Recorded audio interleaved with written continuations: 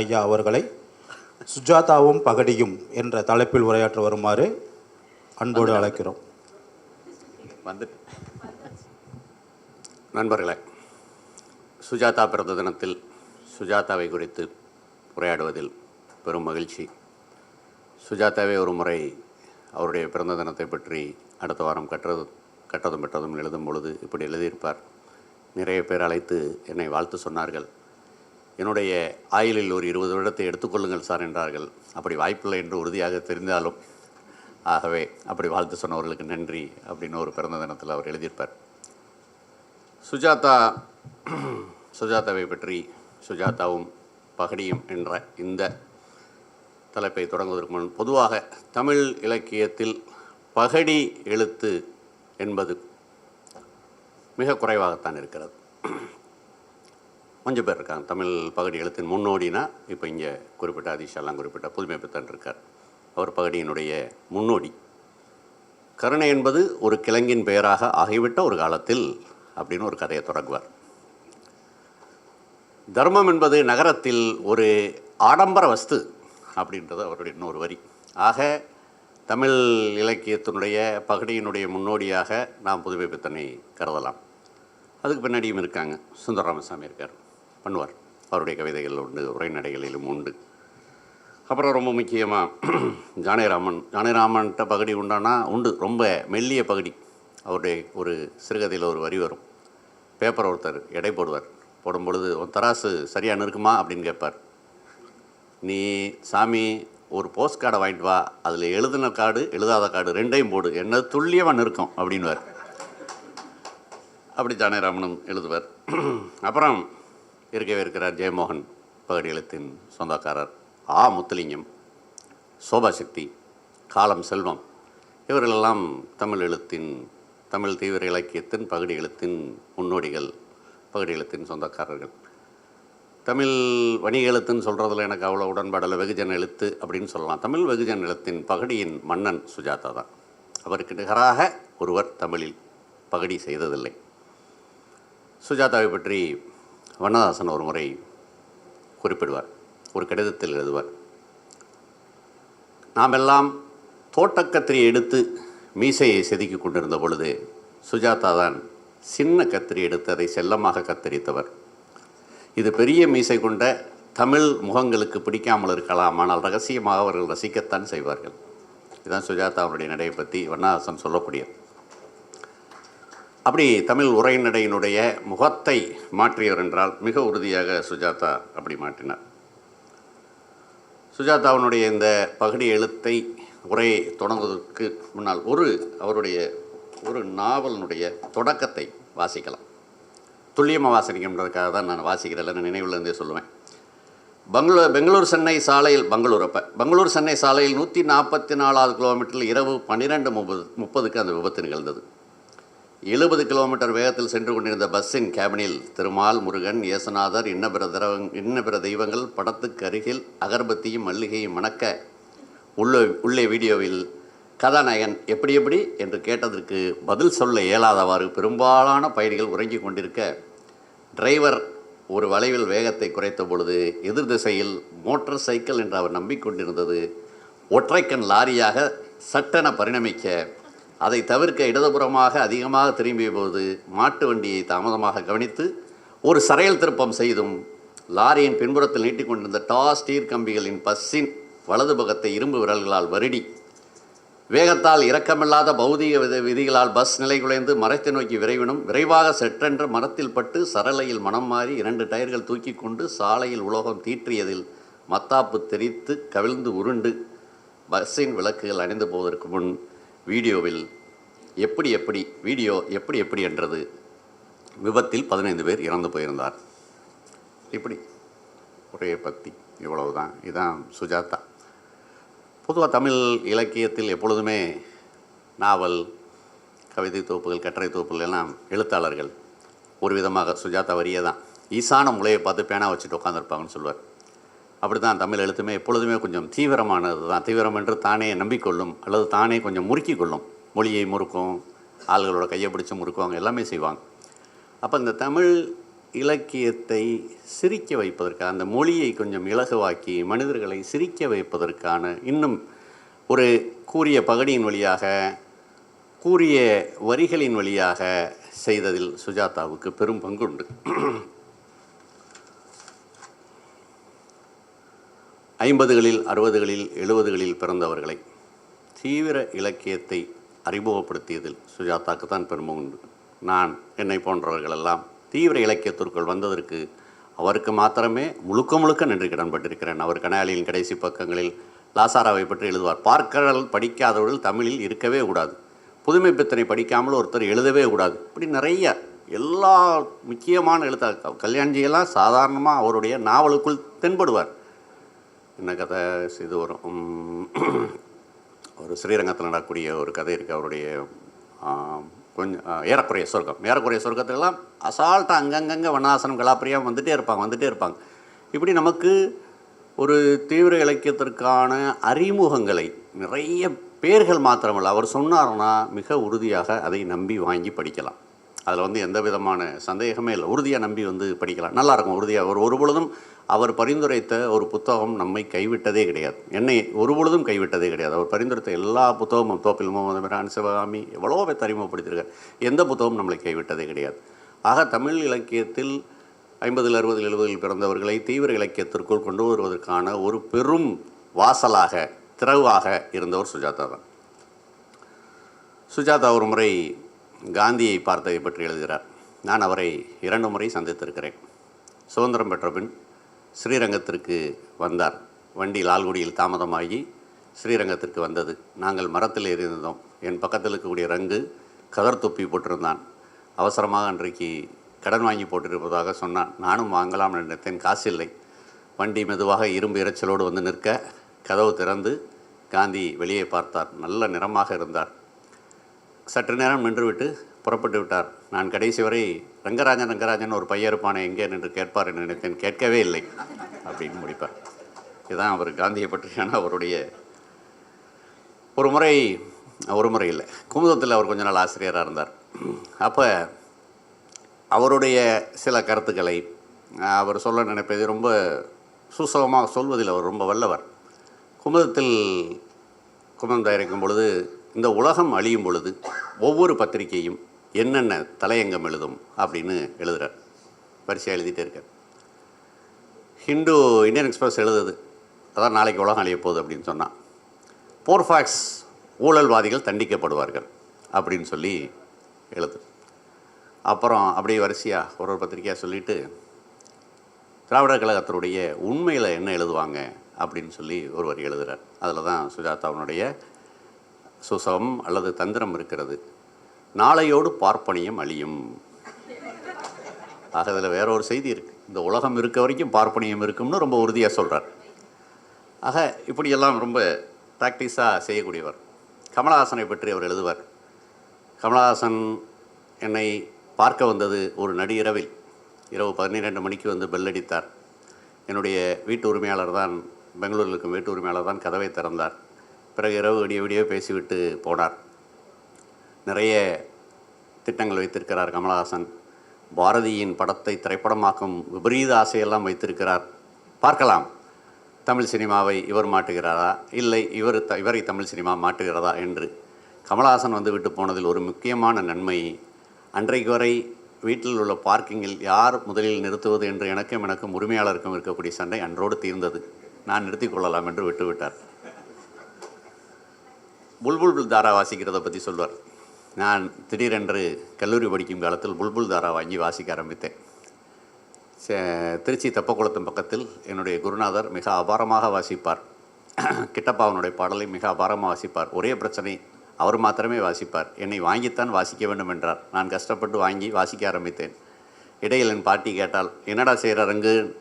வாசிக்கிறேன் பாட்டின்னு. என்னன்னு? இல்லை, புல்புல் தாரா வாசிக்கிறேனே, உங்கள் அப்பா எங்கள் அசையம் கரியாக்கிற, படிக்கிறத நிப்பாட்டிட்டு அது வாசிக்க போ என்று நானும் முயற்சி செய்து பார்த்து விட்டு அதை ஒரு நாள் பழைய பேப்பர்காரனிடம் விட்டுவிட்டேன். அவன் வாங்கும் பொழுது கேட்டான், வேறு வீணை எதுவும் இருக்கா வாத்தியாரா என்று.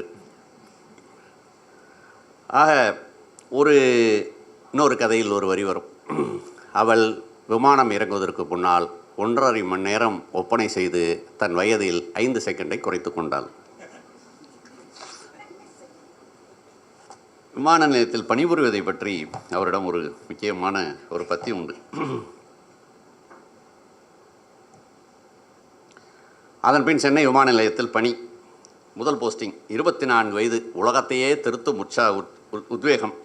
எனது எல்லா நாளங்களிலும் பிரவகிக்க நைட் டியூட்டியில் தூங்க மறுத்தேன். துல்லிய வெண்மையில் சீருடை அணிந்தேன். ஜீப்பில் அடிக்கடி விமான நிலையத்தில் ரோந்து வந்தேன். கண்ட்ரோல் டவரிலிருந்து ஜாம்பவான்கள் எல்லாம் இது எத்தனை நாளைக்கு என்று இன்முறுகளுடன் பார்த்து கொண்டிருந்தார்கள். அப்போதெல்லாம் விமானத்தில் மீனம்பாக்கத்தில் அதிக விமான போக்குவரத்து இல்லை. ஆடிக்கொன்று அமாவாசைக்கு என்று வரும் வைக்கிங் கேர்வெல், ஸ்கை மாஸ்டர் போன்ற பிளைன்கள் அவர்களுடன் ரேடியோ தொடர்பு கொண்டு clear to land, clear for take off போன்ற 1½ வாக்கிங்கிலே வேலை முடிந்துவிடும். திடீரென்று ஒரு நாள் என் கூட வேலை பார்த்த சேஷாசலத்திடம், இந்த சைரன் எதற்கு சார் என்று கேட்டேன். இது திடீர்னு சர்ப்ரைஸ் செக்கிங்காக இருக்குது என்று. நான் ஒரு நாள் அந்த குமிழை அழித்து விட மொத்த விமான நிலையமே திரண்டு வந்தது. ஆம்புலன்ஸ் வந்தது, ஃபயர் சர்வீஸ் வந்தது, போலீஸ் வந்தது, கலெக்டரேட்டிலிருந்து விசாரித்தார்கள், பத்திரிகையிலிருந்து கூப்பிட்டார்கள், எல்லோ பேருமே வந்து விட்டார்கள். நான் பயந்து போய் சேஷாசலம் கேட்டேன், சார் வேலை போய்விடுமா, பயப்படாதீங்க, காப்பாற்றுறேன் என்றார். கலெக்டர் உட்பட எல்லோரும் வந்து கேட்டார்கள். கேட்டு என்ன என்று கேட்க சேஷாசலம், சார் சர்ப்ரைஸாக வந்து இது வேலை பார்க்குதான்னு செக் பண்ணுறதுக்கு ஒரு ஸ்டாண்டிங் இன்ஸ்ட்ரக்ஷன் இருக்குது சார், அதன்படி தான் செய்தார். கலெக்டர் என்னை கூர்ந்து பார்த்து விட்டு, சர்ப்ரைஸ்னால் சொல்லியிருக்கணும் முன்னாடியேன்னு. சார் முன்னாடியே சொன்னால் அது எப்படி சார் சர்ப்ரைஸ், ரைட், இது நல்ல பதில் என்று போனார் அப்படின்னு ஒரு பற்றி ஒன்று எழுதியிருப்பார்.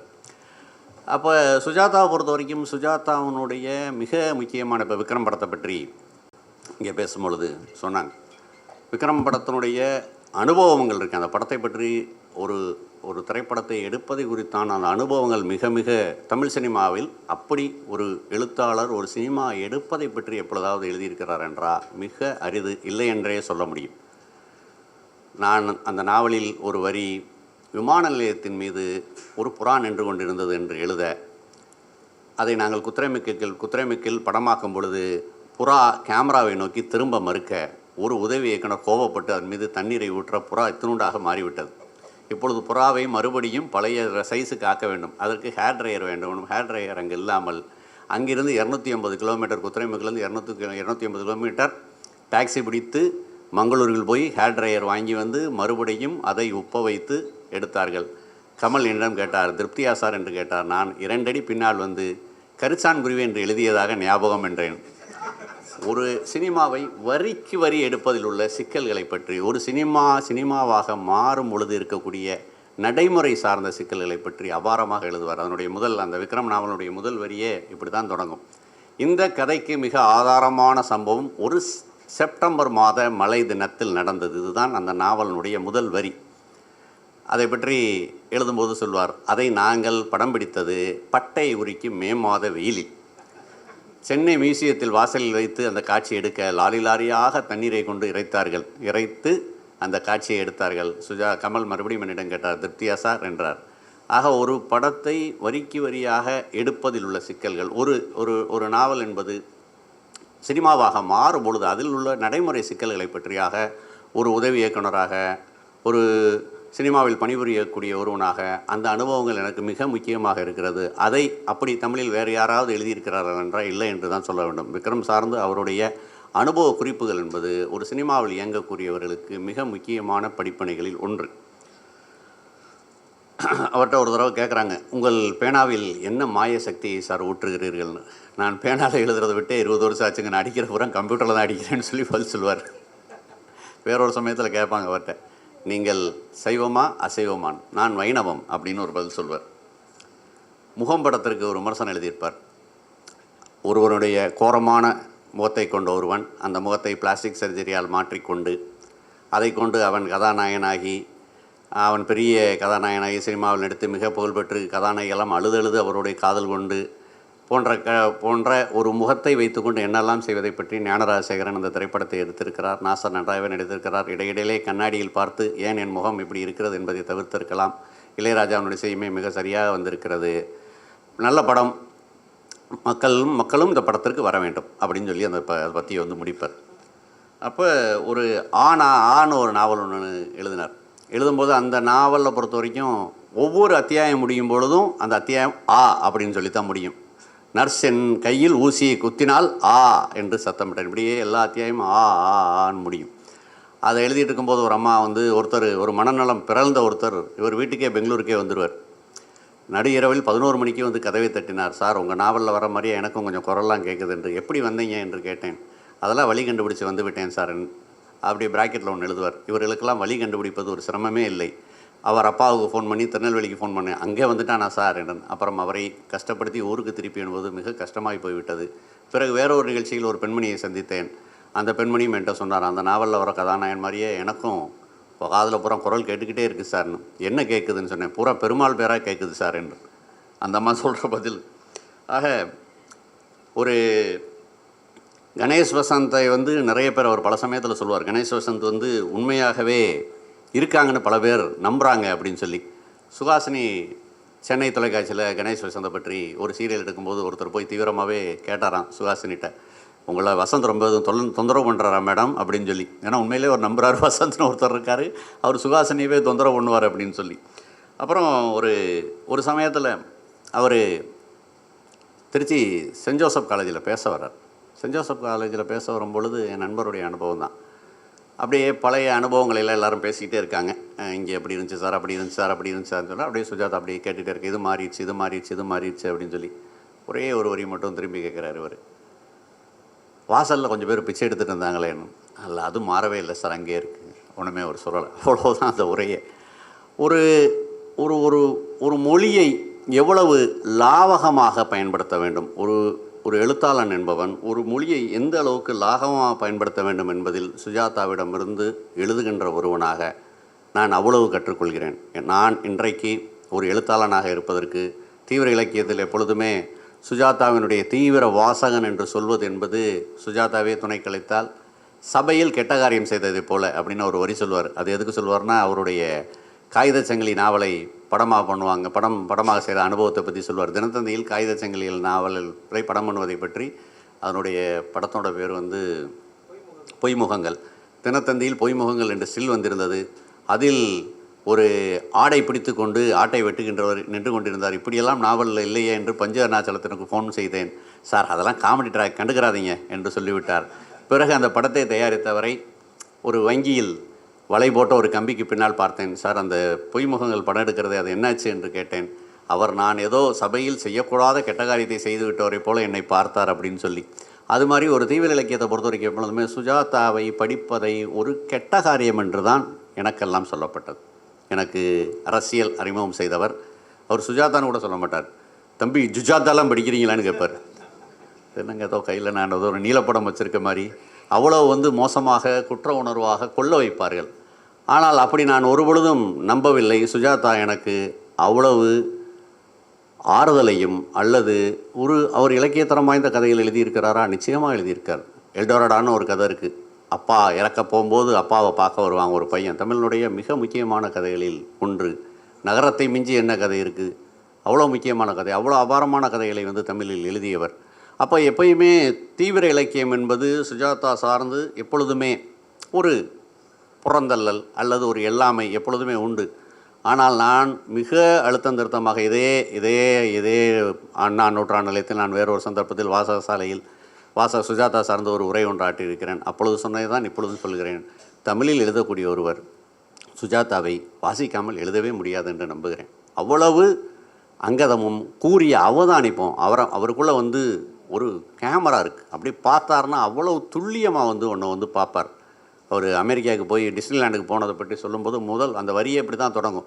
எனக்கு டிஸ்னிலாண்டுக்குள் நுழைந்த பொழுது முதலில் கண்ணில் பட்டதே, அங்கு வெள்ளையர்கள் தனியாகவும் கருப்பர்கள் தனியாகவும் உள்ளே வருகிறாள் என்பதுதான். பார்த்த உடனே அவருக்கு தெரியும். அவருக்கு அப்படிப்பட்ட ஒரு பயங்கரமான ஒரு 360 டிகிரியில் சுற்றக்கூடிய ஒரு கேமரா கண் அவருக்கு உண்டு. சுஜாதா மதுரையை பற்றி எழுதிக்கூடிய நகரம் சிறுகதையில் மதுரையை பற்றியான வர்ணனைக்கு நிகராக 1970களினுடைய மதுரையை அப்படியே ஃபோட்டோவை பிடிச்சி கொண்டு வந்து காமிப்பார்.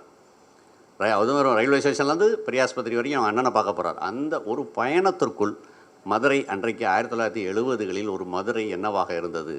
சுவற்றில் நிஜாம் லேடி புகையிலை, ஹாஜி முசா ஜவுளி கடை அடித்து ஜவுளி கடல், கடவுளை நம்பாதவர்கள் எடுக்கப் போகும் தீச்சட்டி ஊர்வலம், அரசாங்கத்தின் விலைவாசி உயர்வை எதிர்த்து சாலையின் அந்த முனையில் சோகையாய் ஒரு ஊர்வலம் போய்கொண்டிருக்க, நகர பேருந்துகள் தேசியம் கலந்த டீசல் புகையை வெளியே விட்டு கொண்டு செல்ல, குழந்தைகள் டெட்டனஸ் கவலையின்றி மண்ணில் விளையாடி கொண்டிருந்தன அப்படின்னு சொல்லி அப்படி இதிலேருந்து சிம்மக்கல் வழியாக மதுரைக்கு அங்கே பெரியாஸ்பத்திரி வரைக்கும் போகக்கூடிய ஒரு இடத்தை வர்ணிக்கிறார். அதுக்கு முன்னாடி தமிழ் இலக்கியத்தில் மதுரையை பற்றி பாசிங்கியாரத்திட்ட தான் இருக்குது ஒரு பிரமாதமான 40களின் மதுரை. அப்போ ஒன்றை பார்த்து, அதாவது திரும்ப திரும்ப இலக்கியத்தில் ஒன்று எப்பொழுதுமே சொல்லப்படுவது உண்டு, ஒன்றை சொல்லாதீர்கள் காட்டுங்கள்னு. எப்போ காட்டணும் எப்போ சொல்லணும்னு ஒரு எழுத்தாளனுக்கு வந்து தெரியும். சுஜாதாவுக்கு வந்து அது அபாரமாக தெரியும், எப்போ காட்டணும் எப்போ சொல்லணும்னு. கரையண்டராமன் ஒரு அவருடைய சிறுகதை உண்டு.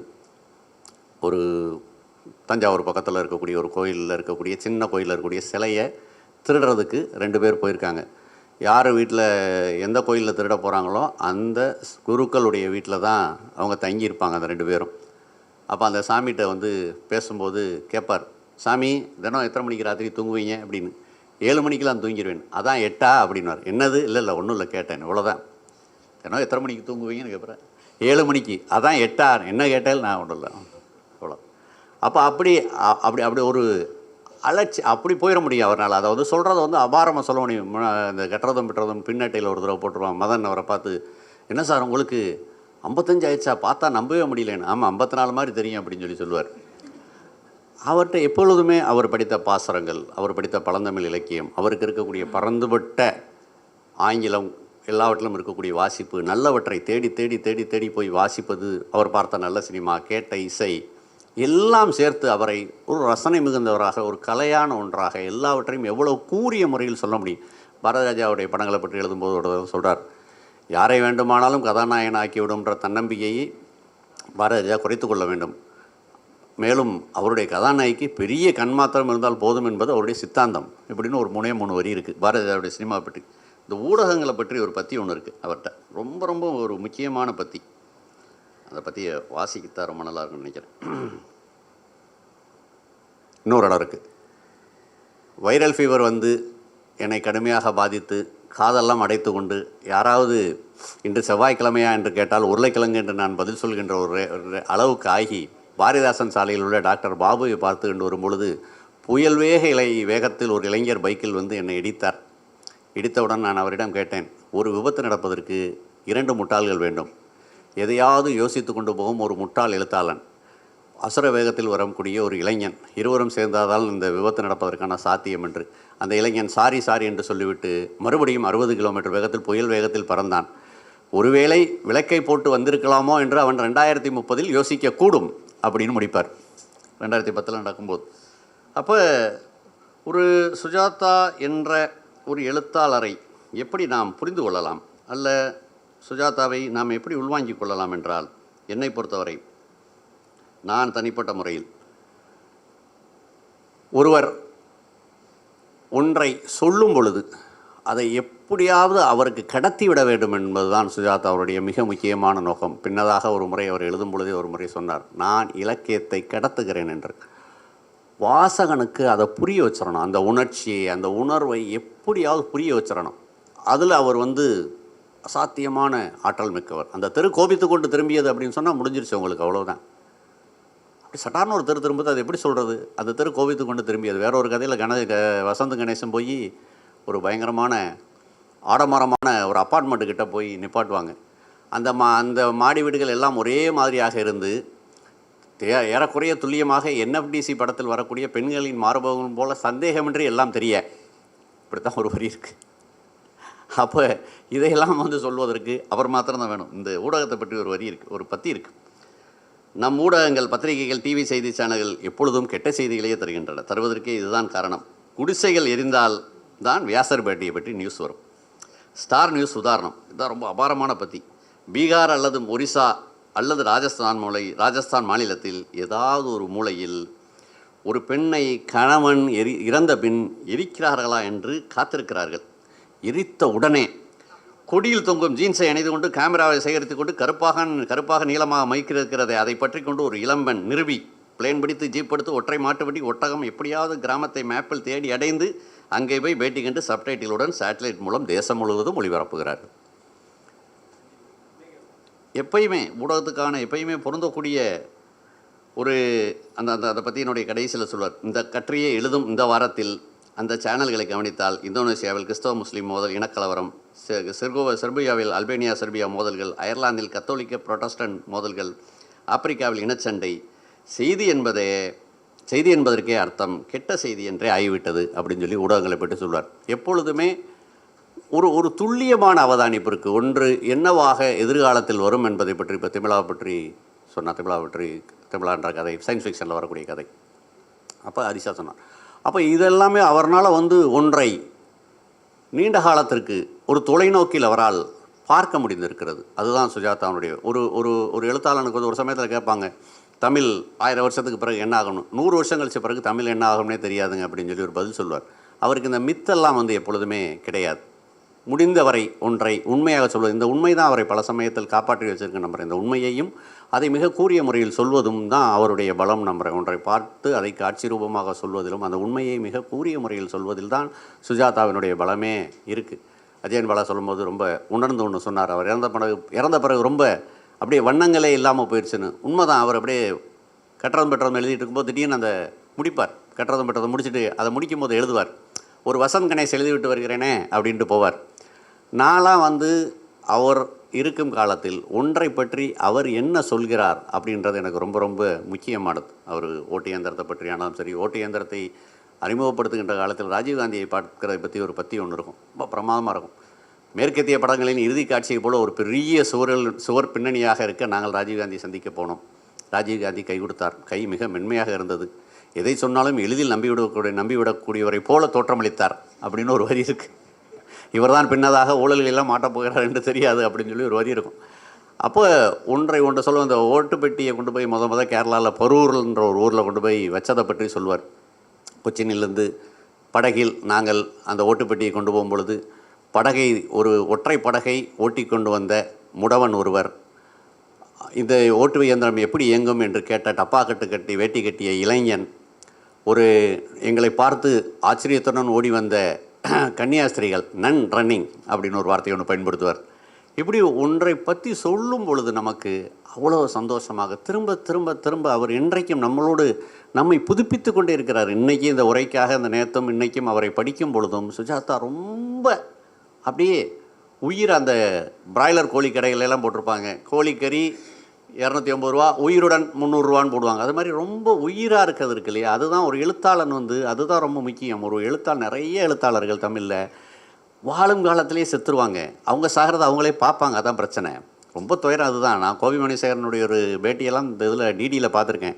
ஒரு கேள்வி கேட்குறாங்க அவர்கிட்ட, தமிழில் உங்களுக்கு பிடித்த எழுத்தாளர் கோவி மணிசேகரன், தமிழில் நீங்கள் மதிக்கும் எழுத்தாளர் கோவி மணிசேகரன், தமிழில் நீங்கள் படிக்கும் எழுத்தாளர் கோவி மணிசேகரன், இப்படியே பதில் சொல்லியிருக்காரு. டிடியில் டேப் இருந்தால் வாங்கிப்பா. அப்போது ஒரு எழுத்தாளர் இருப்பது என்பது, புதுமைப்பித்தன் இவ்வளோ காலம் கழித்து இருக்கிறாரா என்றால் புதுமைப்பித்தனுடைய எழுத்தின் வழியாகத்தான் புதுமைப்பித்தன் இருக்கிறார். அப்போது ஒரு எழுத்தாளனுடைய ஒரு கலைஞனுடைய கலை வாழ்வு என்பது அவனுடைய கலையின் வழியாகத்தான் தீர்மானிக்கப்படுது. அப்போ சுஜாதா இன்னைக்கு இருந்திருந்தார்னா அவருக்கு 1935 மே மாதம் 1ஆம் தேதி பிறக்கிறார், 90 வயது. அப்போது ஒரு எழுத்தாளனை நாம் இவ்வளோ பேர் இந்த ஒரு பகல் பொழுதில் கூடி, இப்போ நான் இங்கே இதில் பேச வர்றதுக்கான அடிப்படை எனக்கு சுஜாதாவை பற்றி பேசுகிறது பிடிக்கும், எப்பயுமே பிடிக்கும். அது ரொம்ப சந்தோஷமாக. அது எனக்கு நானே என்கிட்டயே பேசிக்கிற மாதிரி தான் சுஜாதாவை பற்றி பேசுகிறது. என்னுடைய தனி உரையாடல்களில் என்னுடைய எல்லா நண்பர்களும் என்ன டைம் ஆகிடுச்சா சுத்தி? இல்லை சரி. அப்போ என்னுடைய தனி உரையாடல்களில் நான் சுஜாதாவை துணை கலைக்காமல் எப்பொழுதுமே பேசியதே இல்லை. எல்லா சமயத்திலும் சுஜாதா எனக்கு துணையாகத்தான் இருக்கிறார். நான் படித்த நல்ல புத்தகங்கள், என்னுடைய உரைநடை, என்னுடைய எழுத்து முறை, எல்லாவற்றிலுமே சுஜாதா இருக்கிறார். அப்போ திரும்ப திரும்ப தமிழ் இலக்கியத்தில், தீவிர இலக்கியத்தில் சுஜாதா என்ற எழுத்தாளரை பற்றி இன்று வரை அப்படிப்பட்ட ஒரு நல்ல மதிப்பீடுகள், அவரை பற்றியான நல்ல மதிப்பீடுகளோ, அவரை வாசிப்பது குறித்தான அவர் கொடுத்த வாசிப்பு இன்பத்தை பற்றி, அதை கிட்டத்தட்ட ரொம்ப ஒரு ரகசியமான ஒரு கள்ளத்தொடர்பு மாதிரி தான் சுஜாதா வச்சுருக்காங்க. படிப்பாங்க எல்லா பேரும், ஆனால் அதை வெளியில் சொல்லக்கூடாது அப்படின்றதில் ரொம்ப உறுதியாகவே இருப்பாங்க. ஆக சுஜாதா என்ற ஒரு ஆளுமை தமிழ் இலக்கியத்தில் இருப்பார் என்றால் அவர் எழுதிய நல்ல கதைகளின் வழியாக, அவர் எழுதிய அபாரமான கட்டுரையின் வழியாக, அவருடைய கூரிய பகுதியின் வழியாக, அவர் சொன்ன மிக முக்கியமான அவதானிப்புகளின் வழியாக. நீ இது வரும்பொழுது லக்ஷ்மி விஜய் டிவியில் ஒரு நிகழ்ச்சி நடத்தினாங்க, ஒரு பெரிய டாக் ஷோ ஒன்று நடத்தினாங்களே, கதையில் நிஜத்துக்கு ஒன்று எழுதும்போது எழுதுவார், இந்த நிகழ்ச்சியில் நீங்கள் பங்கெடுக்க வேண்டுமென்றால் குறைந்தபட்சம் உங்கள் கணவரை உங்கள் நடராத்திரியில் அடித்திருக்க வேண்டும், மலையில் உங்களை வெளியில் நிறுத்தி இருக்க வேண்டும், அப்படி என்றால் அந்த நிகழ்ச்சியில் நீங்கள் பங்கெடுத்து கொள்ளலாம் அப்படின்னு ஒன்று சொல்வார். அப்போ அதெல்லாம் ரொம்ப போகிற போக்கில் அவரால் வந்து பயங்கரமான விமர்சனங்கள்லாம் வந்து அவரால் வந்து பண்ண முடியும். எதை பற்றி வேணாலும் அவர் வந்து வெர்சடைல்னால் அவர் வந்து வெர்சடைல், உண்மையாகவே அவர் தான் வெர்சடைல். எல்லாத்தையும் பற்றி பேசக்கூடியவர். எல்லாத்தையும் பற்றி பேசக்கூடியவர்னால் அதை மரியாதையாக அவர்னால நான் வானமாமலையினுடைய நாட்டுப்புற பாடல்களை பற்றி பேச முடியும். கோகேசனுடைய சாதியமும் அந்த போராட்டங்களை பற்றி பேச முடியும். அப்படியே வெஸ்ட்டுக்கு போய் அங்கே இருக்கக்கூடிய பீட்டில்ஸ் இளைஞர்களை பற்றி பேச முடியும். எல்லாவற்றையும் ஒழுக்கமாக மரியாதையாக உள்வாங்கி பேசுகின்றவர். அதுதான் அவருடைய மிக முக்கியமான விஷயம். அதை பற்றி அவர் சொல்லக்கூடிய அவதானிப்பு என்பது மிக சரியாக இருக்கும். தோப்பில் முகமது மீரானுடைய கூனன் தோப்பு பற்றி எழுதும்போது சொல்வார், கூனன் தோப்பு தமிழில் மிக முக்கியமான நல்ல நாவல் தான், ஆனால் அதை அதுதான் தமிழில் மிக சிறந்த நாவல் என்று சொல்வதை போன்ற தாழ்வு மனப்பான்மைகளை நாம் கடக்க வேண்டும் அப்படின்னு எழுதுவார். அருந்ததி ராய்க்கு இது கொடுத்தப்ப, காட் ஆஃப் ஸ்மால் தேங்க்ஸுக்கு புக்கர் விருது கொடுத்தப்ப அவருடைய ஒரு வரி ஒன்று இருக்கும். நான் அருந்ததி ராயின் காட் ஆஃப் ஸ்மால் தேங்க்ஸை வாசித்தேன், எனக்கென்னவோ அது வண்ணதாசனை ஆங்கிலத்தில் மொழிபெயர்த்ததை போல் தான் இருக்கிறது அப்படின்னு ஒரு வரி சொல்வார். அப்போ அவர்கிட்ட இருக்கக்கூடிய அந்த உண்மை அது ரொம்ப ரொம்ப முக்கியமானது. இலக்கியத்தை அவர் எவ்வளோ தீவிரமாக எடுத்துக்கொண்டார் அப்படின்றதெல்லாம் வேறு. அவர் இலக்கியத்தை அவ்வளோ தீவிரமாக எடுத்துக்கொள்ளவில்லை, அது வேறு விஷயம். ஏன்னா அவர் தான் அவருடைய பதிலில் தான் சொல்லணும், குமுதத்திலே தான் போட்டார். என்னுடைய 60வது 65வது திருமண தினத்தின் போது மவுண்ட் ரோடில் இருக்கக்கூடிய ஒரு உணவகத்தில் குடும்பத்தினர் எல்லாம் சேர்ந்து சந்தித்த பொழுது, நீ இலக்கியத்தில் என்ன சாதித்தாய் என்று கேட்டார்கள். அதை நான் என்ன பதில் சொன்னேன் என்பதற்கு நீங்கள் 70ஆம் பக்கம் வாங்கல், 80ஆம் பக்கம் சொல்லி 80ஆம் பக்கத்தில் வந்து ஒரு முதுகு செஞ்சுட்டு பதில் சொல்லிக்கிட்டு இருப்பார். இதுதான் பதில். ஆக இலக்கியத்தை அவர் அப்படி எடுத்திருக்கலாம். ஆனால் அவரை அறியாமல் அவர் நிறைய கொடுத்திருக்கிறார், நிறைய பேரை பாதித்திருக்கிறார். அப்படி பாதித்தவர்களில் ஒருவன் தான் நான். இந்த பெந்தகோஸ்தோகளில் சொல்வதைப் போல அப்படிப்பட்ட தேவ சாட்சியம்தான் நான். அவரால் உருவாகியவன். அவர் என்றும் என்றும் என்றும் எனக்கு செல்லுபடியாகக்கூடியவராகத்தான் இருக்கிறார். நான் என் வாழ்க்கையில் அவரை ஒரு சந்தர்ப்பத்தில் 2 சந்தர்ப்பத்தில் தான் பார்த்துருக்கேன். என்ன அகங்காரமோ அவர்கிட்ட பேசலை. ஏற்கனவே இங்கேயே பேசின மாதிரி நிச்சயமாக நரகத்திலோ அல்லது ஒரு விடுமுறையிலோ சொர்க்கத்தில் நாங்கள் இருவரும் சந்திப்போம். அப்பொழுது என்னுடைய குற்ற உணர்ச்சியை அவர் கையில் முத்தமிட்டு தெரிவித்துக் கொள்வேன். நன்றி.